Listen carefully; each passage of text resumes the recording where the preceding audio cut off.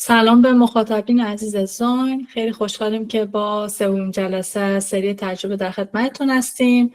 توی این جلسه قرار در مورد تجربه مشتری صحبت کنیم. به نظر میاد که این نقش برخلاف مثلا یه نقشی مثل دیزاینر تجربه کاربری، یه نقشیه که توی تیم معنا پیدا میکنه و یک فرد به تنهایی نمیتونه در حقیقت درایور، راننده مثلا خلاقیت باشه توی سازمان. در حقیقت نیازی که یک تیم یک همچین نقشی رو برداره. آره خیلی جالب بود این که گفتی. من میتونم تصور کنم که مثلا توی شرکت کوچیک شاید مثلا فقط مدیر عامل داخل بشه با مثلا یک سرویس دیزاینر که بتونن، یا مثلا ساپورت که بتونن یک جمع کوچیکی داشته باشن برای موضوع تجربه مشتری. اما در یه سازمان بزرگ حتما چون نقاط تماس بیشترن، تاچ پوینت ها بیشترن، نیاز به کار بزرگتر، نقشه عظیمتر و اتفاق بزرگتری هست. من اتفاق جالبه، یعنی نمیدونم یه چیزی گوش میدادم، اون طرف داشت همینو میگفت که من یه عالمه مثلا کار مختلف زندگی میکردم که اینا ممکنه در نگاه بقیه هیچ ربطی به هم نداشته باشه، ولی در نهایت هر کدوم از اینا برای من یک امکانی رو باز کرده که من توانمندی یک چیزی رو در خودم کشف کنم و مثلا ببینم که من این کار رو دوست داشتم یا این کار رو میتونم انجام بدم و توی این کار استعداد دارم. و به نظر من خیلی نکته خوبی رو گفتی. یه چیز دیگه هم گفتی تو صحبتت، اینم به نظرم خیلی نکته مهمیه، بحث کنفرانس گرفته بودی و نتورکینگ. واقعا انقدر نتورکینگ چیز مهمیه، نمیدونم که فارسی شبکه سازی واقعا اهمیت داره و شبکه سازی هم اینطور نیست که مثلا همینطوری آدم بگه من رفتم یه کنفرانس دیگه این شو شبکه سازی. شبکه سازی اینه که آدمایی که مثلا اونجا هستن تو بری بشناسیشون، بری سوال بپرسی، بدونی کیا هستن، بتونی مثلا بعد دوباره یه ایمیل فالوآپ چیزی، یعنی دنبالشون کنی، دوباره سعی کنی یه ارتباطی بسازی که بتونی از اون ارتباط یک نتیجه در جهت رشد خودت بگیری. حالا یادگیری یه چیزی، اپلای کردن یه جایی، کار پیدا کردن. من میبینم که مثلا این یه چیزی که کلا مخفول، یعنی یه جمعی که دیزاینرها هستن، مثلا بری با آدم آشنا بشی، آدما رو بشناسی، از هر کسی یه چیزی یاد بگیری، توی اون آدما دوباره بری خیلی حرف خوبی داری میزنی. ممنون از لطفت به زاین، همیشه ما لطف داشتیم. به نظرم موضوع خوبی مطرح شد و آره به نظر من یه استادم خیلی تاثیر داره. تبلیغاتش نکنیم ولی منم جا داره اینجا از دکتر ناینی تشکر کنم که واقعا پای منو به کارهای مطالعاتی باز کرد و حتی از همونم نخواست که اسمش توی مقاله باشه. یعنی ما ولی کنفرانس که رفتم ژاپن و منم واقعا انگار که دنیا برام عوض شد. یعنی اصلا یهو انگار تازه فهمیدم که آها دیزاین یعنی این. مثلا من اصلا ما داشتیم یه کار اشتباهی میکردیم. یعنی خیلی خیلی اصلا دنیام تغییر کرد بعد از اینکه رفتم.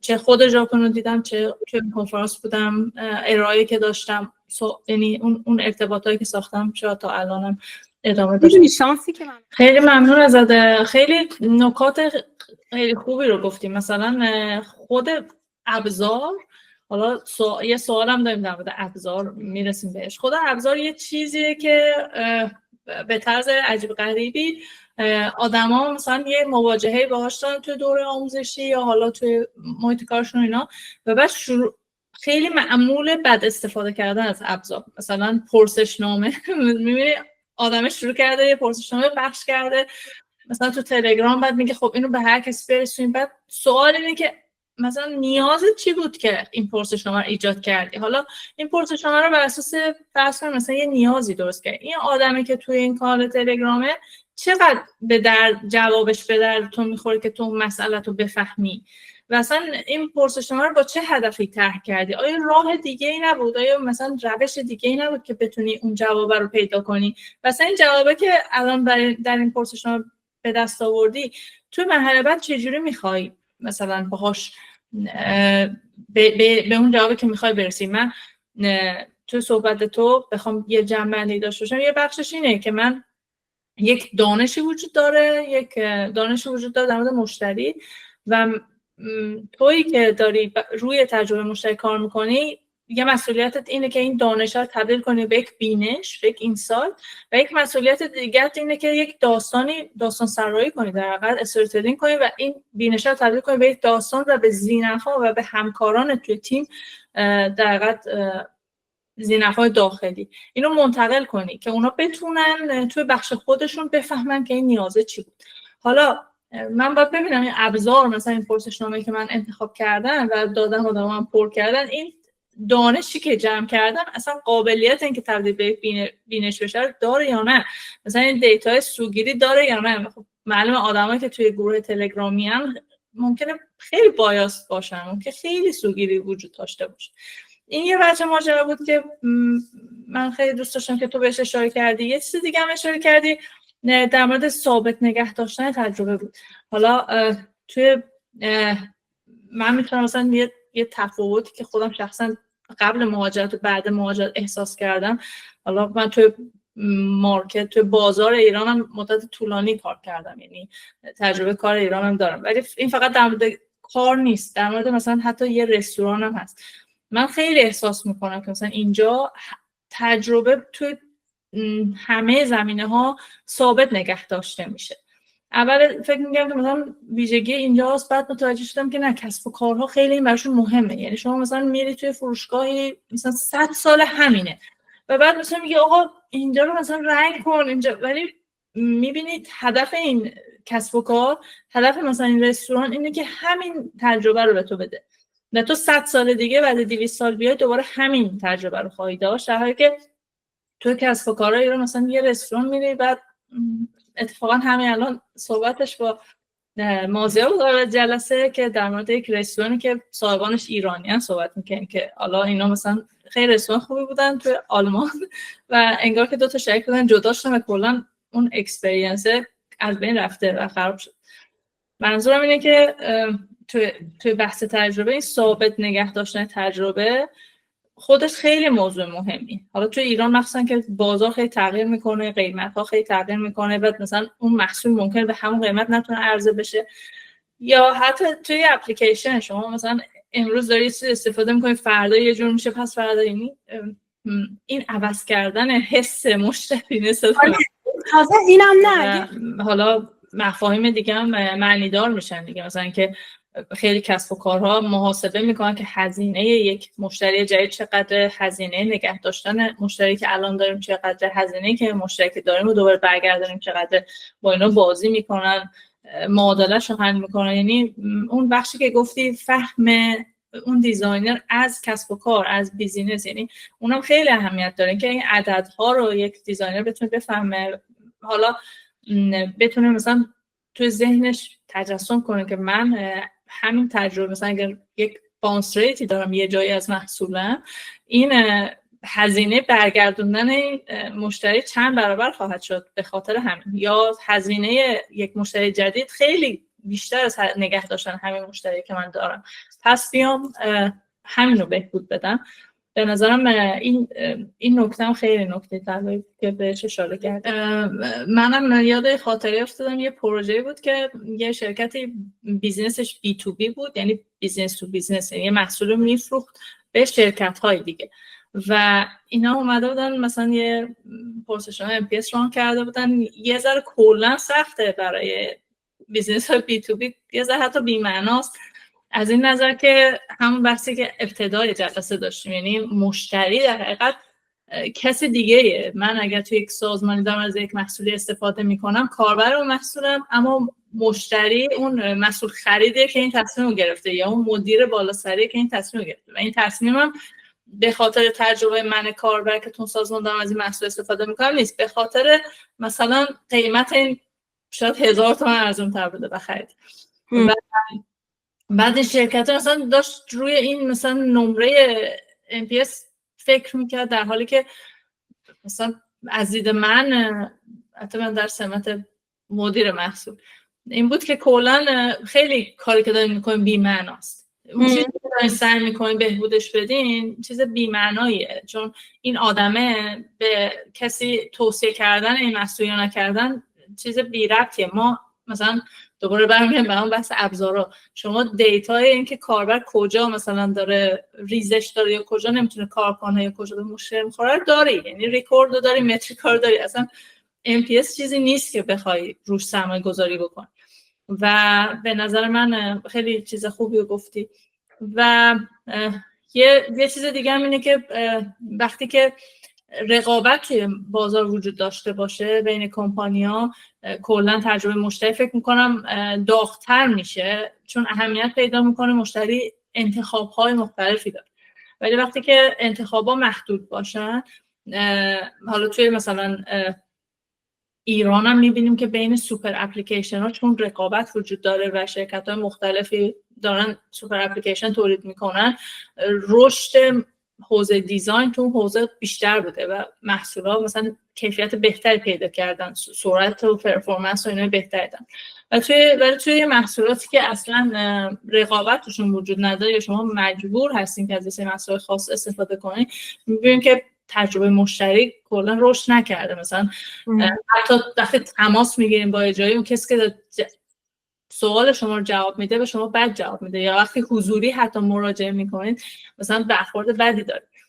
یه چیز دیگه هم گفتی تو صحبتات، من دوباره یاد یه موضوع افتادم، این زنجیره حالا تجربه مشتری. گفتی که مثلا یه نقطهش، مثلا رستوران رو زدی که یه نقطهش ممکنه که باعث بشه که کل اون تجربه زیر سوال بره. من مثلا یه مثال شخصی اینه که اینجا یه شرکتی هست که مثل دیجیکالاست، یعنی دیجیکالا بومی اینجاست، آمازون بومی اینجاست که اسمش bol.com و آمازون هم اینجا وجود داره و خیلی از وقتا یک جنس مشخص توی آمازون چند یورو از توی bol.com ارزون‌تر، ولی اون شرکت هلندی bol.com بسته ها رو با پست هلند میفرسته و این پست هلند خودش یه اپلیکیشن داره و خیلی تراستبله. DHL آمازون با DHL میفرسته که DHL هم اپلیکیشن اینو داره، ولی راننده هاش اغلب پیاده نمیشن، یعنی یا نمیارن و خیلی چیزاش جابجا میشه. این اصلا مربوط به پسته، مربوط به خود آمازون یا خود bol.com نیست. ولی من به عنوان مشتری همیشه ترجیحم اینه که از بول خرید کنم، حتی با اینکه 1-2 یورو مثلا گرونتره، ولی مطمئنم که مثلا سر زمان با پست ارسال میشه. و این مثلا داره روی یه زنجیره خرید اثر میذاره، در حالی که حتی خودمون کمپانی ممکنه دخیل نباشه توی مثلا موضوع پخش چیزی. حالا توی بیزینس هایی که توی ایران هستن که خب این خیلی بیشتر، یعنی خیلی بیزینس خیلی حرف خوبی داریم. اینترنتی هم همینطور. مثلا من خودم مثلا یه ارزشی که یک محصول مثلا خرید آنلاین به آدم میده اینه که تو مثلا همیشه از 1-2 تا دوست و آشنا اینو میپرسی خب مثلا شما اینو استفاده کردین، این خوبه بده، بعد یهو میده یه جایی که مثلا یهو 2000 نفر در مورد یه چیزی توضیح دادن و تو میتونی مثلا یه تصمیم بهتر بگیری. بعد ویدیو گذاشتن، عکس گذاشتن، مثلا شک داری آقا این جنسش چجوریه، بعد میری میبینی یه آدمی اونو خریده و عکسشو گذاشته و این به تو یک آرامشی در خرید میده، یک اعتمادی به تو میده. بعد میدونی که مثلا اگه خوب نبود میتونی مثلا اگه این یه مشکلی داشت این یه خدمات پس از فروشی داره و تو رو مثلا قراره حمایت بکنن. و من فکر میکنم که واقعا همینه که تو میگی، یعنی این چیزا، اون احساسه، اون جایی که اون قلبتو لمس میکنه است که در حقیقت تجربه مشتری. بگذاریم که ممکنه خیلی از اینا از هوش مصنوعی بیاد که داره قلب شما رو آره اینم هست. یه جایی رسیدیم که تشخیصش خیلی سخت شده. آره متاسفانه یا خوشبختانه نمیدونیم. در مورد نقشه سفر مشتری هم سوال پرسیده بودن، دوست دارید که به اون بخشم بپردازی؟ این که چون من میدونم باز اینم از اون چیزاست دیگه، مثلا حالا دیزاین تجربه مشتری رو کار ندارم، ولی UX دیزاینرها معمولا یه ابزاریه که اینو تو دوره آموزشی یاد میگیرن و مثلا همون چی میگن دکورش رو یاد میگیرن و مطمئن مثلا واقعا استفادهش کنن. مثلا همون استیت ها رو همه کپی پیست میکنن، مثلا لاگین چی اورنس.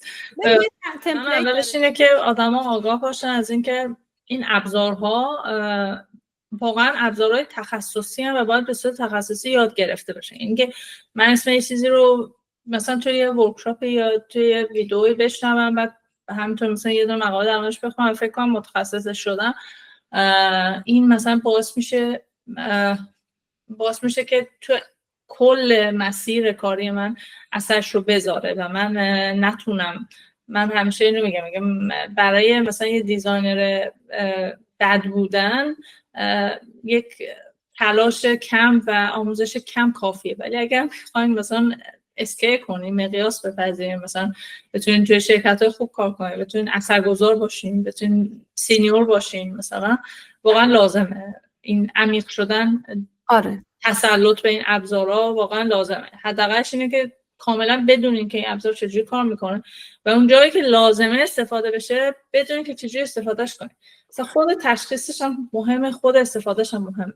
من فکر میکنم که کم کم میتونیم خداحافظی کنیم. فردا روز جهانی زن هست، مثلا همینجا گرامی میداریم و خوشحالیم که این 3 جلسه تجربه رو داشتیم با زنان موفق در دنیای تک.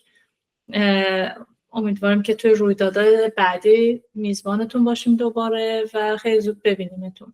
خیلی ممنون ازتون و خسته نباشین.